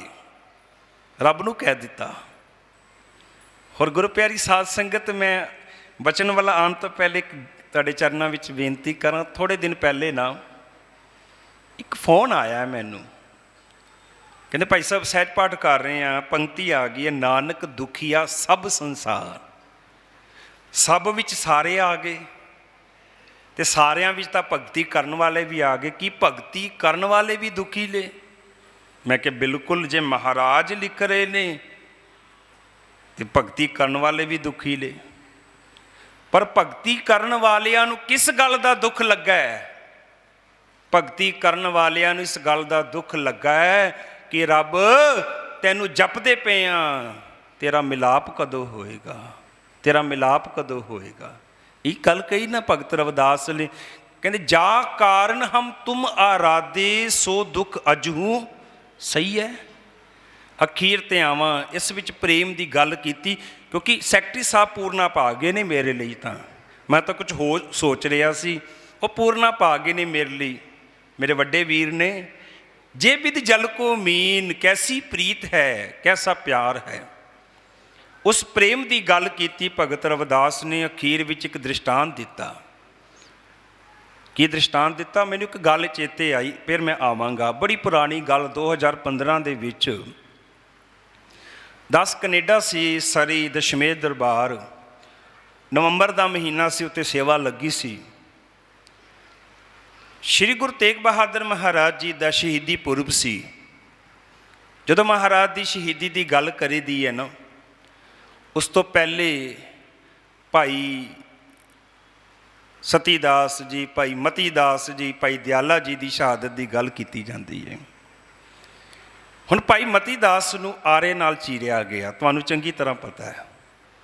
ਔਰ ਸੱਚ ਜਾਣਨਾ ਗੁਰੂ ਪਿਆਰੀ ਸਾਧ ਸੰਗਤ, ਦੋ ਗੱਲਾਂ ਹੁੰਦੀਆਂ ਨੇ, ਇੱਕ ਥਿਊਰੀ, ਇੱਕ ਪ੍ਰੈਕਟੀਕਲ। ਕਿਸੇ ਸਮੇਂ ਬਾਬਾ ਕਬੀਰ ਨੇ ਥਿਊਰੀ ਲਿਖੀ ਸੀ, ਰੱਬ ਨਾਲ ਗੱਲਾਂ ਕੀਤੀਆਂ, ਕਹਿੰਦੇ ਕਰਵਤ ਭਲਾ, ਕਰਵਤ ਕਹਿੰਦੇ ਆਰੇ ਨੂੰ, ਕਹਿੰਦੇ ਕੋਈ ਆਰੇ ਨਾਲ ਚੀਰ ਦੇਵੇ ਭਲਾ ਹੈ, ਮਨਜ਼ੂਰ ਹੈ। ਨਾ ਕਰਵਟ ਤੇਰੀ, ਰੱਬਾ ਤੇਰੇ ਤੋਂ ਕਰਵਟ ਹੋ ਜਾਏ, ਤੂੰ ਪਾਸਾ ਵੱਟ ਲਵੇਂ, ਸਾਨੂੰ ਮਨਜ਼ੂਰ ਨਹੀਂ। ਲਾਗ ਗੱਲੇ ਸੁਣ ਬਿਨਤੀ ਮੇਰੀ, ਹੋਂ ਵਾਰੀ ਮੁਖ ਫੇਰ ਪਿਆਰੇ, ਕਰਵਤ ਦੇ ਮੋਕੋ ਕਾਹੇ ਕੋ ਮਾਰੇ, ਜੋ ਤਨ ਚੀਰੈ ਅੰਗ ਨ ਮੋਰੋ, ਪਿੰਡ ਪੜੈ ਤੋ ਪ੍ਰੀਤ ਨ ਤੋਰੋ। ਇਹ ਥਿਊਰੀ ਸੀ, ਤੇ ਭਾਈ ਮਤੀ ਦਾਸ ਨੇ ਇਸ ਨੂੰ ਪ੍ਰੈਕਟੀਕਲ ਰੂਪ ਦਿੱਤਾ। ਪੁੱਛਿਆ ਤੁਹਾਡੀ ਇੱਛਾ ਕੀ ਹੈ, ਤੁਹਾਡੀ ਮੰਗ ਕੀ ਹੈ? ਕਹਿੰਦੇ ਭਾਵੇਂ ਆਰੇ ਨਾਲ ਚੀਰ ਦਿਓ ਕਬੂਲ ਹੈ, ਪਰ ਮੇਰਾ ਮੁੱਖ ਧੰਨ ਗੁਰੂ ਤੇਗ ਬਹਾਦਰ ਮਹਾਰਾਜ ਦੇ ਪਿੰਜਰੇ ਵੱਲ ਹੋਵੇ। ਹੁਣ ਭਾਈ ਮਤੀ ਦਾਸ ਨੂੰ ਜਦੋਂ ਚੀਰਨਾ ਸ਼ੁਰੂ ਕੀਤਾ, ਸਰੀਰ ਦੁਫਾੜ ਹੋ ਰਿਹਾ ਹੈ। ਭਾਈ ਮਤੀ ਦਾਸ ਜਪਜੀ ਸਾਹਿਬ ਦਾ ਪਾਠ ਕਰ ਰਹੇ ਨੇ, ਸਰੀਰ ਦੁਫਾੜ ਹੋ ਗਿਆ, ਪਰ ਇੱਕ ਹਿੱਸੇ ਵਿੱਚੋਂ ਆਵਾਜ਼ ਆਈ, ਜਿਨੀ ਨਾਮ ਤੇ ਆਇਆ। ਦੂਜਾ ਕਹਿੰਦਾ ਗਏ ਮਸ਼ੱਕਤ ਕਾਲ, ਫਿਰ ਪਹਿਲਾ ਕਹਿੰਦਾ ਨਾਨਕ ਤੇ ਮੁਖ ਉਜਲੇ, ਦੂਜਾ ਕਹਿੰਦਾ ਕੀਤੀ ਛੁੱਟੀ ਲਾਲ। ਮੈਂ ਗੱਲ ਕੀਤੀ, ਦ੍ਰਿਸ਼ਟਾਂਤ ਦਿੱਤਾ, ਕਿਸੇ ਸੱਜਣ ਨੇ ਮੈਨੂੰ ਬਾਹਰ ਰੋਕ ਲਿਆ, ਕਹਿੰਦੇ ਭਾਈ ਸਾਹਿਬ ਜਿਹੜੀ ਗੱਲ ਤੁਸੀਂ ਕੀਤੀ ਹੈ ਵੀ ਸਰੀਰ ਦੁਫਾੜ ਹੋ ਗਿਆ, ਬਾਣੀ ਦੀ ਆਵਾਜ਼, ਮੈਡੀਕਲ ਸਾਇੰਸ ਇਸ ਗੱਲ ਨੂੰ ਨਹੀਂ ਮੰਨਦੀ। ਮੈਂ ਕਿਹਾ ਭਰਾਵਾ, ਅਸੀਂ ਮੈਡੀਕਲ ਸਾਇੰਸ ਕੋਲੋਂ ਪੁੱਛਣਾ ਕਿ ਗੁਰੂ ਕੋਲ ਪੁੱਛਣਾ ਹੈ? ਕਹਿੰਦਾ ਜੀ ਗੁਰੂ ਕੋਲ ਪੁੱਛਣਾ ਹੈ। ਮੈਂ ਕਿਹਾ ਆਓ ਪੁੱਛੀਏ, ਗੁਰੂ ਕੀ ਕਹਿ ਰਿਹਾ? ਭਗਤ ਰਵਿਦਾਸ, ਭਗਤ ਰਵਿਦਾਸ ਕਹਿੰਦੇ ਇੱਕ ਬੰਦਾ ਬਾਜ਼ਾਰ ਗਿਆ, ਬਾਜ਼ਾਰੋਂ ਮੱਛੀ ਲੈ ਕੇ ਆਇਆ, ਮੱਛੀ ਦੇ ਟੁਕੜੇ ਕੀਤੇ, ਅੱਗ 'ਤੇ ਪਕਾ ਲਿਆ ਤੇ ਛਕ ਲਈ। ਇੱਕ ਦ੍ਰਿਸ਼ਟਾਂਤ ਹੈ, ਕਦੀ ਤੁਸੀਂ ਵੀ ਸਾਰੇ ਬਾਜ਼ਾਰ ਤੁਰ ਜਾਓ। ਕਬੀਰ ਭਾਂਗ ਮਾਚਲੀ ਸੁਰਾਪਾਨ, ਜੋ ਜੋ ਪ੍ਰਾਨੀ ਖਾਏ, ਤੀਰਥ ਬਰਤ ਅਰਦਾਨ ਕਰ, ਸਭੈ ਰਸਾਤਲ ਜਾਏ। ਧਿਆਨ ਰੱਖਣਾ। ਹੁਣ ਰਾਤ ਨੂੰ ਬਾਰ-ਬਾਰ ਪਾਣੀ ਮੰਗਦਾ, ਪਾਣੀ ਮੰਗਦਾ, ਤੇ ਕਿਸੇ ਨੇ ਸਵਾਲ ਕੀਤਾ ਭਾਈ ਪਾਣੀ ਕਿਉਂ ਮੰਗ ਰਿਹਾ? ਕਹਿੰਦੇ ਅੱਜ ਮੈਂ ਮੱਛੀ ਖਾਧੀ ਹੈ, ਮੱਛੀ ਤੇ ਪਾਣੀ ਦੀ ਪ੍ਰੀਤ ਹੈ। ਵੇਖੋ ਟੁਕੜੇ ਹੋ ਗਏ, ਅੱਗ 'ਤੇ ਪਕਾ ਲਿਆ, ਟੁਕੜੇ ਹੋਣ ਤੋਂ ਬਾਅਦ, ਅੱਗ 'ਤੇ ਪਕਾਉਣ ਤੋਂ ਬਾਅਦ ਵੀ ਉਹ ਮੱਛੀ ਪਾਣੀ ਪਾਣੀ ਪਾਣੀ ਕਰ ਰਹੀ ਹੈ। ਤੇ ਮੈਂ ਕਿਹਾ ਜੇ ਇੱਕ ਮੱਛੀ ਦੇ ਟੁਕੜੇ ਹੋਣ ਤੋਂ ਬਾਅਦ ਪਾਣੀ ਪਾਣੀ ਹੋ ਸਕਦਾ ਹੈ, ਪਾਣੀ ਦੀ ਆਵਾਜ਼ ਆ ਸਕਦੀ ਹੈ, ਕਿ ਸਿੱਖ ਦੇ ਟੁਕੜੇ ਹੋਣ ਤੋਂ ਬਾਅਦ ਬਾਣੀ ਦੀ ਆਵਾਜ਼ ਨਹੀਂ ਆ ਸਕਦੀ? ਆਈ। ਇੱਕ ਟੁਕੜੇ ਨੇ ਕਿਹਾ ਜਿਨੀ ਨਾਮ ਤੇ ਆਇਆ, ਦੂਜਾ ਕਹਿੰਦਾ ਗਏ ਮਸ਼ੱਕਤ ਕਾਲ, ਨਾਨਕ ਤੇ ਮੁਖ ਉਜਲੇ, ਦੂਜਾ ਕਹਿੰਦਾ ਕੀਤੀ ਛੁੱਟੀ ਨਾਲ। ਗੁਣ ਗੋਬਿੰਦ ਗਾਇਓ ਨਹੀਂ, ਜਨਮ ਅਕਾਰਤ ਕੀਨ, ਕਹੋ ਨਾਨਕ ਹਰ ਭਜ ਮਨਾ, ਜੇ ਬਿਦ ਜਲ ਕੋ ਮੀਨ। ਇੱਕ ਟੇਢੀ ਜੂਨਾਂ ਦੇ ਵਿੱਚੋਂ ਪਹਿਲਾ ਦ੍ਰਿਸ਼ਟਾਂਤ ਮੱਛੀ ਦਾ ਹੈ। ਦੂਜਾ ਦ੍ਰਿਸ਼ਟਾਂਤ ਸਤਿਗੁਰੂ ਨੇ ਕੁੱਤੇ ਦਾ ਲਿਆ ਹੈ। ਮੇਰਾ ਸਮਾਂ ਨੇੜੇ ਆ ਗਿਆ ਹੈ, ਮੈਂ ਕਦੀ ਸਮੇਂ ਦੀ ਉਲੰਘਣਾ ਨਹੀਂ ਕਰਦਾ, ਪਰ ਮੈਂ ਉਡੀਕਦਾ ਪਿਆ ਗੁਰੂ ਕੇ ਕੀਰਤਨੀਆਂ ਨੂੰ, ਅਜੇ ਪਹੁੰਚੇ ਨਹੀਂ। ਜਿਵੇਂ ਆਉਣਗੇ ਮੈਂ ਫਤਿਹ ਗਜਾ ਦਿਆਂਗਾ। ਸ਼੍ਰੀ ਗੁਰੂ ਗ੍ਰੰਥ ਸਾਹਿਬ ਜੀ ਦੇ ਅੰਦਰ ਨਾ 3 ਕੁੱਤਿਆਂ ਦਾ ਜ਼ਿਕਰ ਹੈ। ਇੱਕ ਜ਼ਿਕਰ ਕੀਤਾ ਹੈ ਗੁਰੂ ਨਾਨਕ ਸਾਹਿਬ ਨੇ। ਮਹਾਰਾਜ ਕਹਿੰਦੇ ਵੀ ਇੱਕ ਕੁੱਤਾ ਆਪਣਾ ਮਹੱਲਾ ਛੱਡ ਕੇ ਜਦੋਂ ਦੂਜੇ ਮਹੱਲੇ ਜਾਂਦਾ ਹੈ ਨਾ, ਉਸ ਮਹੱਲੇ ਦੇ ਕੁੱਤੇ ਨੂੰ ਘੇਰਾ ਪਾ ਲੈਂਦੇ ਨੇ ਵੀ ਓਪਰਾ ਜਾ ਆ ਗਿਆ, ਇੱਕ ਬੇਗਾਨਾ ਜਾ ਆ ਗਿਆ। ਉਸ ਵੇਲੇ ਕੁੱਤਾ ਭੌਂਕਦਾ ਹੈ। ਉਹਦਾ ਭੌਂਕਣਾ ਕਿਸ ਲਈ ਹੈ? ਕਿ ਦੂਜੇ ਕੁੱਤੇ ਮੇਰੇ ਨੇੜੇ ਨਾ ਆਉਣ। ਮਹਾਰਾਜ ਦ੍ਰਿਸ਼ਟਾਂਤ ਦੇ ਰਹੇ ਨੇ, ਏਤੇ ਕੂਕਰ ਹੋਂ ਬੇਗਾਨਾ। ਮੈਂ ਇੱਕ ਵਿਸ਼ੇ ਵਿਕਾਰਾਂ ਦੇ ਕੁੱਤਿਆਂ ਵਿੱਚ ਘਿਰ ਗਿਆ ਹਾਂ। ਏਕ ਸਵਾਨ ਦੋਇ ਸਵਾਨੀ ਨਾਲ, ਭਲਕੇ ਭੌਂਕੇ ਸਦਾ ਬਿਆਲ, ਕੂੜ ਚੁਰਾ ਮੁੱਠਾ ਮੁਰਦਾਰ, ਧਾਨਕ ਰੂਪ ਰਹਾ ਕਰਤਾਰ। ਏਤੇ ਕੂਕਰ ਵਿਸ਼ੇ ਵਿਕਾਰਾਂ ਦੇ ਕੁੱਤਿਆਂ ਨੇ ਮੈਨੂੰ ਘੇਰ ਲਿਆ। ਹੋਂ ਬੇਗਾਨਾ, ਮੈਂ ਓਪਰਾ ਹਾਂ। ਤੇ ਮਹਾਰਾਜ ਕਹਿੰਦੇ ਭੌਂਕਾਂ, ਜਿਹੜਾ ਭੌਂਕਣਾ ਇੱਥੇ ਗੁੱਡ ਸੈਂਸ ਵਿੱਚ ਹੈ, ਜਿਹੜਾ ਨਾਮ ਜਪ ਰਿਹਾ ਇਸ ਤਨ ਤਾਈ, ਤਨ ਦੇ ਬਚਾਵ ਲਈ, ਕਿ ਵਿਸ਼ੇ ਵਿਕਾਰ ਦੇ ਕੁੱਤੇ ਮੇਰੇ ਨੇੜੇ ਨਾ ਆਉਣ। ਇਹ ਪਹਿਲਾ ਦ੍ਰਿਸ਼ਟਾਂਤ ਕੁੱਤੇ ਦਾ। ਇੱਕ ਦ੍ਰਿਸ਼ਟਾਂਤ ਸਤਿਗੁਰੂ ਨੇ ਆਪਣੇ ਸ਼ਬਦਾਂ ਵਿੱਚ ਲਿਆ। ਕਹਿੰਦੇ ਕੁੱਤਾ ਮਾਲਕ ਦਾ ਵਫਾਦਾਰ ਹੈ, ਪਰ ਉਸੇ ਕੁੱਤੇ ਨੂੰ ਹਲਕ ਪੈਂਦਾ ਨਾ, ਹਲਕਿਆ ਕੁੱਤਾ ਕਦੀ ਮਾਲਕ ਨੂੰ ਵੱਢਣ ਤੋਂ ਵੀ ਗੁਰੇਜ਼ ਨਹੀਂ ਕਰਦਾ। ਗੰਗੂ 20 ਸਾਲ ਗੁਰੂ ਘਰ ਦਾ ਰਸੋਈਆ ਰਿਹਾ, 20 ਸਾਲ। ਪਰ ਜਦੋਂ ਉਸੇ ਹੀ ਗੰਗੂ ਦੇ ਅੰਦਰ ਲੋਭ ਦਾ ਹਲਕ ਆਇਆ ਨਾ, ਤੇ ਜੋ ਕਾਰਾ ਕੀਤਾ ਤੁਹਾਨੂੰ ਚੰਗੀ ਤਰ੍ਹਾਂ ਪਤਾ ਹੈ। ਜੋ ਕੂਕਰ ਹਰਕਾਇਆ ਧਾਵੈ ਦਾ ਦਿਸ ਜਾਏ, ਲੋਭੀ ਜੰਤ ਨਾ ਜਾਣੇ, ਭਖ ਅਭਖ ਸਭ ਖਾਏ। ਪਰ ਗੁਰੂ ਤੇਗ ਬਹਾਦਰ ਮਹਾਰਾਜ ਨੇ ਆਪਣੇ ਸ਼ਲੋਕਾਂ ਦੇ ਵਿੱਚ ਨਾ ਇੱਕ ਤੀਜੇ ਕੁੱਤੇ ਦਾ ਵੀ ਜ਼ਿਕਰ ਕੀਤਾ ਹੈ। ਉਹ ਕੀਤਾ ਘਰ ਦੇ ਪਾਲਤੂ ਕੁੱਤੇ ਦਾ। ਇੱਕ ਗਲੀ ਦਾ ਅਵਾਰਾ ਹੈ, ਇੱਕ ਘਰ ਦਾ ਪਾਲਤੂ ਹੈ, ਧਿਆਨ ਦੇਣਾ। ਮਹਾਰਾਜ ਕਹਿੰਦੇ ਸੁਆਮੀ ਕੋ ਗ੍ਰਹਿ ਜੋ ਸਦਾ। ਇੱਕ ਗਲੀ ਦਾ ਅਵਾਰਾ, ਇੱਕ ਘਰ ਦਾ ਪਾਲਤੂ ਕੁੱਤਾ। ਸੁਆਮੀ ਕੋ ਗ੍ਰਹਿ, ਘਰ ਦਾ ਪਾਲਤੂ ਕੁੱਤਾ। ਸਵਾਨ ਤਜਤ ਨਹੀਂ ਨਿਤ, ਸਵਾਨ ਕੁੱਤੇ ਨੂੰ ਕਹਿੰਦੇ ਨੇ। ਜਿਸ ਤਰ੍ਹਾਂ ਇੱਕ ਕੁੱਤਾ ਆਪਣੇ ਮਾਲਕ ਦਾ ਦਰ ਨਹੀਂ ਛੱਡਦਾ, ਮਾਲਕ ਮਾਰੇ ਮਾਲਕ ਕੁੱਟੇ, ਮਾਲਕ ਖਾਣ ਨੂੰ ਦੇਵੇ ਨਾ ਦੇਵੇ। ਸੁਆਮੀ ਕੋ ਗ੍ਰਹਿ ਜੋ ਸਦਾ, ਸਵਾਨ ਤਜਤ ਨਹੀਂ ਨਿਤ, ਨਾਨਕ ਇਹ ਬਿਦ ਹਰ ਭਜੋ। ਓਏ ਹੋਏ, ਕਮਾਲ ਕਰ ਦਿੱਤੀ। ਸਮਝਾਉਂਦੇ ਸਾਨੂੰ ਪਏ ਨੇ ਜਿਹੜਾ 84 ਲੱਖ ਜੂਨਾਂ ਦਾ ਸਰਦਾਰ ਹੈ, ਜਿਹਨੂੰ ਕਿਹਾ ਇਸ ਧਰਤੀ ਮੈਂ ਤੇਰੀ ਸਿਕਦਾਰੀ। ਤੇ ਸਾਡੀ ਟਿਊਸ਼ਨ ਕਿਹਦੇ ਕੋਲ ਰਖਵਾ ਰਹੇ ਨੇ? ਕੁੱਤੇ ਕੋਲ। ਸਤਿਗੁਰੂ ਕਹਿੰਦੇ ਸੁਆਮੀ ਕੋ ਗ੍ਰਹਿ ਜੋ ਸਦਾ, ਸਵਾਨ ਤਜਤ ਨਹੀਂ ਨਿਤ, ਨਾਨਕ ਇਹ ਬਿਦ ਹਰ ਭਜੋ। ਇਸ ਵਿਧੀ ਨਾਲ, ਇਸ ਮੈਥਡ ਨਾਲ, ਇਸ ਵੇ ਨਾਲ ਉਹਨੂੰ ਚੇਤੇ ਕਰੋ। ਕਿਸ ਤਰ੍ਹਾਂ? ਇੱਕ ਮਨ, ਨਾਨਕ ਇਹ ਬਿਦ ਹਰ ਭਜੋ, ਇੱਕ ਮਨ ਹੋਏ ਇੱਕ ਚਿੱਤ, ਇੱਕ ਮਨ ਚਿੱਤ ਹੋ ਕੇ। ਹੁਣ ਤੁਸੀਂ ਆਪ ਲਾ ਲਓ, ਕੁੱਤਾ ਪੁੱਠਾ ਨਹੀਂ ਲਟਕਦਾ, ਕੁੱਤਾ ਵਰਤ ਨਹੀਂ ਰੱਖਦਾ, ਕੁੱਤਾ ਜਲ ਧਾਰੇ ਨਹੀਂ ਕਰਦਾ, ਪਰ ਕੁੱਤੇ ਦਾ ਇੱਕ ਗੁਣ ਹੈ ਕਿ ਆਪਣੇ ਮਾਲਕ ਦੇ ਅੱਗੇ ਸਮਰਪਿਤ ਹੈ। ਤੇ ਗੁਰੂ ਨਾਨਕ ਦੇ ਘਰ ਵੀ ਸਮਰਪਣ ਹੀ ਹੈ। ਗੁਰੂ ਨਾਨਕ ਸਾਹਿਬ ਦਾ ਪਹਿਲਾ ਹੀ ਬਚਨ ਹੈ ਕਿ ਜੋ ਤੋ ਪ੍ਰੇਮ ਖੇਲਨ ਕਾ ਚਾਓ, ਸਿਰ ਧਰ ਤਲੀ ਗਲੀ ਮੇਰੀ ਆਓ, ਇਤ ਮਾਰਗ ਪੈਰ ਧਰੀਜੈ, ਸਿਰ ਦੀਜੈ ਕਾਨ ਨਾ ਕੀਜੈ। ਗੁਰੂ ਅੰਗਦ ਸਾਹਿਬ ਨੇ ਇਹਨੂੰ ਹੀ ਕਲੈਰੀਫਾਈ ਕੀਤਾ, ਕਹਿੰਦੇ ਜਿਸ ਪਿਆਰੇ ਸੋ ਨੇਹ ਤਿਸ ਆਗੇ ਮਰ ਚੱਲੀ ਹੈ, ਤ੍ਰਿਗ ਜੀਵਨ ਸੰਸਾਰ ਤਾਕੈ ਪਾਛੈ ਜੀਵਨਾ। ਗੁਰੂ ਅਮਰਦਾਸ ਜੀ ਕਹਿੰਦੇ ਹਸਤੀ ਸਿਰ ਜੋ ਅੰਕਸ਼ ਹੈ, ਅਹਰਨ ਜੋ ਸਿਰ ਦੇ, ਮਨ ਤਨ ਆਗੇ ਰਾਖ ਕੇ ਉਹ ਵੀ ਸੇਵ ਕਰੇ, ਇਉਂ ਗੁਰਮੁਖ ਆਪ ਨਿਵਾਰੀਏ ਸਭ ਰਾਜ ਸ੍ਰਿਸ਼ਟ ਕਾਲੇ। गुरु रामदास महाराज कहते अब हम चली ठाकुर पे हार, जब हम शरण प्रभु की आई, राख प्रभु भावें मार। गुरु अर्जन देव महाराज के पहला मरण कबूल, जीवन की छड़ास, हो सबना की रेणुका, तो आओ हमारे पास। बाबा कबीर कहते सूर के सन्मुख रंते, डर पे सती के साचे भांडे, डगमग छाड़ रे मन बोरा, अब तू जरे मरे सिद्ध पाइए लीनो हा संदोरा। बाबा फरीद ने कहा फरीदा थियो पवाई दब, जे साई लोड़ है सब, एक छिजे भी आ लताड़ी है तो साई दै दर वाड़ी है। तो इसी समर्पण नूं गुरु तेग बहादुर साहिब सच्चे पातशाह कहते घर के पालतू कुत्ते तो सीख लो। स्वामी को गृह जो सदा, स्वान तजत नहीं नित, नानक ए बिद हर भजो, एक मन होए एक चित। अति सत्कार योग भाई साहब भाई सतिंदर बीर सिंह जी धन गुरु रामदास महाराज के दर के कीर्तनीय वो पहुँच चुके ने, असीसा लैके आए ने महाराज के दर तो। तुहानूं बाणी नाल जोड़ना है। मैं एक गल कह के 1 मिनट की समाप्ति कर दियाँ। धन गुरु तेग बहादुर महाराज की वडियाई। एक गल अखीरली ध्यान नाल सुनना। मैं कल भी आसन कला रिपीट की सी। साहिब मेरा नीत नवा है, जिन्नियां वडियाइयां करिए थोड़ियां ने। मैं तो कई बार सोचदा अजकल महाराज का जीवन पढ़ रहे हैं, बाणी विचार रहे हैं, इक्को गल सामने आउंदी है, आखण वाला क्या विचारा, सिफती भरे तेरे भंडारा। अखीरली गल सुन लो, 1 मिनट की समाप्ति करिए। कोई अंग्रेज इंडिया आया, वो अंग्रेज सब तो पहले आगरे की धरती ते पहुँच गया। आगरे की धरती ते ताज महल बने हैं। याद रखना जिहड़ा ताज महल है ना, इहदे विच 2 चीज़ां ने, एक ताज एक महल।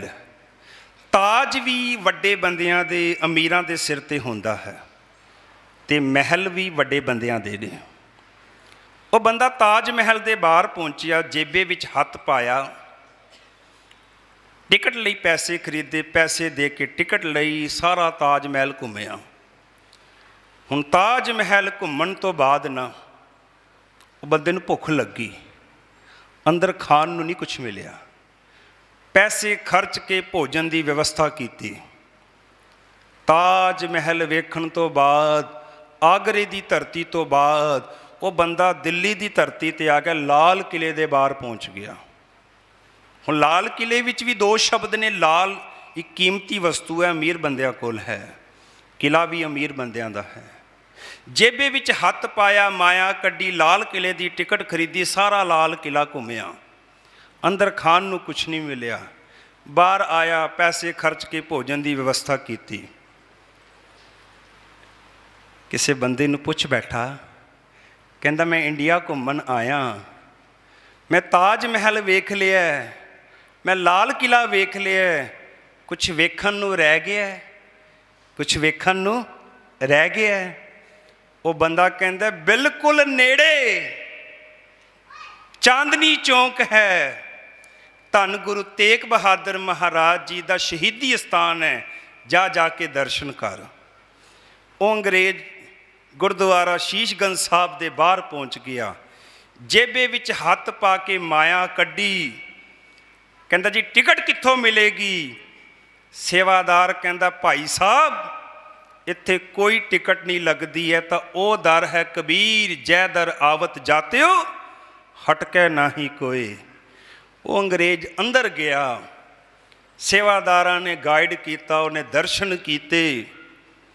ਹੁਣ ਜਦੋਂ ਦਰਸ਼ਨ ਕਰਕੇ ਥੱਲੇ ਉਤਰਿਆ ਨਾ, ਤੇ ਕੜਾਹ ਪ੍ਰਸ਼ਾਦ ਦੀ ਦੇਗ ਮਿਲੀ। ਕੜਾਹ ਪ੍ਰਸ਼ਾਦ ਦਰਗਾਹੀ ਪ੍ਰਸ਼ਾਦ ਹੈ, ਖਾ ਕੇ ਆਤਮਾ ਵੀ ਤ੍ਰਿਪਤ ਹੋ ਗਈ। ਜਦੋਂ ਕੜਾਹ ਪ੍ਰਸ਼ਾਦ ਦੀ ਦੇਗ ਛਕੀ ਤੇ ਸੇਵਾਦਾਰ ਕਹਿੰਦਾ ਭਾਈ ਸਾਹਿਬ ਗੁਰੂ ਕੇ ਲੰਗਰ ਵੀ ਤਿਆਰ ਨੇ।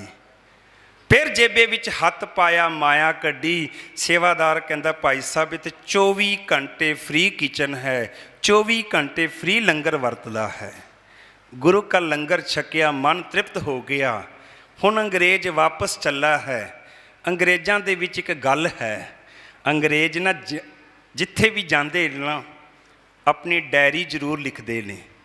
ਉਹ ਅੰਗਰੇਜ਼ ਗੁਰਦੁਆਰਾ ਸ਼ੀਸ਼ਗੰਜ ਸਾਹਿਬ ਦੇ ਦਰਸ਼ਨ ਕਰਕੇ ਵਾਪਸ ਜਾਣ ਲੱਗਾ, ਆਪਣੀ ਡਾਇਰੀ ਵਿੱਚ ਇੱਕ ਗੱਲ ਲਿਖਦਾ ਹੈ, ਕਹਿੰਦਾ ਮੈਂ ਇੰਡੀਆ ਘੁੰਮਣ ਗਿਆ, ਮੈਂ ਤਾਜ ਮਹਿਲ ਵੇਖਿਆ, ਮੈਂ ਲਾਲ ਕਿਲਾ ਵੇਖਿਆ, ਪਰ ਦੁਨੀਆ ਦੇ ਲੋਕੋ ਮੈਂ ਤੁਹਾਨੂੰ ਇੱਕ ਗੱਲ ਦੱਸਣੀ ਚਾਹੁੰਦਾ ਹਾਂ। ਮੈਂ ਦਿੱਲੀ ਚਾਂਦਨੀ ਚੌਂਕ ਧੰਨ ਗੁਰੂ ਤੇਗ ਬਹਾਦਰ ਮਹਾਰਾਜ ਦਾ ਸ਼ਹੀਦੀ ਅਸਥਾਨ ਵੀ ਦੇਖ ਕੇ ਆਇਆ, ਦਰਸ਼ਨ ਕਰਕੇ ਆਇਆ। ਉਹ ਐਸਾ ਪਾਵਨ ਪਵਿੱਤਰ ਅਸਥਾਨ ਹੈ ਜਿੱਥੇ ਤਾਜਾਂ ਵਾਲੇ, ਮਹਿਲਾਂ ਵਾਲੇ, ਲਾਲਾਂ ਵਾਲੇ ਤੇ ਕਿਲਿਆਂ ਵਾਲੇ ਆ ਕੇ ਵੀ ਨਮਸਕਾਰਾਂ ਕਰਦੇ ਨੇ। ਤੇ ਇੱਕੋ ਗੱਲ ਕਹਿੰਦੇ ਨੇ, ਤੇਗ ਬਹਾਦਰ ਸਿਮਰਿਐ ਘਰ ਨੋ ਨਿਧ ਆਵੈ ਧਾਏ, ਸਭ ਥਾਈ ਹੋਏ ਸਹਾਇ। ਰਾਤੀ ਗਿਆਨੀ ਪਿੰਦਰਪਾਲ ਸਿੰਘ ਜੀ ਨੇ ਗੱਲ ਕਹੀ ਸੀ, ਕਹਿੰਦੇ ਇਹਨੂੰ ਪਾਸਟ ਵਿੱਚ ਨਾ ਗਿਣਨਾ, ਇਹ ਗੱਲ ਅੱਜ ਵੀ ਹੈ। ਅੱਜ ਵੀ ਤੁਸੀਂ ਧੰਨ ਗੁਰੂ ਤੇਗ ਬਹਾਦਰ ਮਹਾਰਾਜ ਨੂੰ ਯਾਦ ਕਰੋ, 9 ਨਿਧੀਆਂ ਤੁਹਾਡੇ ਘਰਾਂ ਵਿੱਚ ਆਉਣਗੀਆਂ ਤੇ ਧੰਨ ਗੁਰੂ ਤੇਗ ਬਹਾਦਰ ਮਹਾਰਾਜ ਸਭ ਥਾਈਂ ਤੁਹਾਨੂੰ ਸਹਾਈ ਹੋਣਗੇ। ਆਪ ਸਾਰਿਆਂ ਦਾ ਧੰਨਵਾਦ। ਕਿਸੇ ਵਿਸ਼ੇਸ਼ ਦਾ ਨਾਮ ਨਹੀਂ, ਕਿਉਂਕਿ ਵਿੱਚ ਸੰਗਤ ਹਰ ਪ੍ਰਭ ਵਸੇ ਜੀ। ਸਾਰਿਆਂ ਦਾ ਧੰਨਵਾਦ ਤੇ ਸਾਡੇ ਸਾਰਿਆਂ ਵੱਲੋਂ ਧੰਨਵਾਦ ਧੰਨ ਧੰਨ ਸ਼੍ਰੀ ਗੁਰੂ ਗ੍ਰੰਥ ਸਾਹਿਬ ਸੱਚੇ ਪਿਤਾ ਦਾ, ਜਿਹੜੇ ਤਰਸ ਕਰਦੇ ਨੇ, ਕਿਰਪਾ ਦੀ ਛੜੀ ਰੱਖਦੇ ਨੇ ਸਿਰ ਤੇ ਵਿਚਾਰਾ ਕਰਾਉਂਦੇ ਨੇ। ਸਾਰਿਆਂ ਵੱਲੋਂ ਧੰਨਵਾਦ ਹੈ ਗੁਰੂ ਗ੍ਰੰਥ ਸਾਹਿਬ ਮਹਾਰਾਜ ਦਾ। ਤੇਰੀ ਪਨਾ ਮੇਂ ਆਕਰ ਸਭੀ ਦੁੱਖ दूर होते हैं, अंधेरे में भटकने वाले भी पुन नूर होते हैं। तेरे दर की ये खाक भी अक्सीर है मेरे सतगुर, तेरे हाथों में तो पत्थर भी कोही नूर होते हैं। गुरबाणी का पावन वाक है, कच्चो कंचन पयो शब्द गुर शवनै सुनियो, बिकते अमृत होयो नाम सतगुर मुख भनियो, लोयो होयो लाल नदर सतगुर जत धारै, पाहन मानक करै ज्ञान गुर केहो विचारै। काठो श्री खंड सतगुर किए दुख दरिद्र तिनके गए, सतगुर चरण जिन परसिया से पश प्रेत सो नर पए। वाहिगुरु जी का खालसा ਵਾਹਿਗੁਰੂ ਜੀ ਕੀ ਫਤਿਹ। ਫਤਿਹ ਬੜੀ ਢਿੱਲੀ ਜੀ ਹੈ। ਵਾਹਿਗੁਰੂ ਜੀ ਕਾ ਖਾਲਸਾ, ਵਾਹਿਗੁਰੂ ਜੀ ਕੀ ਫਤਿਹ।